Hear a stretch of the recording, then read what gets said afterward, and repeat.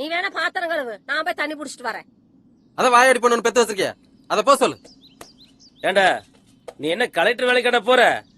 பரீட்சைக்கு படிச்சிட்டு இருக்கிற பிள்ளை போய் தண்ணி எடுத்துட்டு வர சொல்ற? நீ போய் ஒரு குடம் எடுத்துட்டு வந்தா தேஞ்சு போயிருவேடா. மகளை சொன்ன உடனே இந்த ஆளுக்கு பொத்துட்டு வந்துருமே. டே, இப்ப போக முடியுமா போக முடியாதா? முடியாது. குயிலே, 2 குடம் தண்ணி எடுத்துட்டு வா சாமி. அம்மா, குயில் தண்ணிக்கு போறா, போய் 2 குடம் தண்ணி எடுத்துட்டு வாமா. சரிம்மா. இருடி, நானும் வரேன்.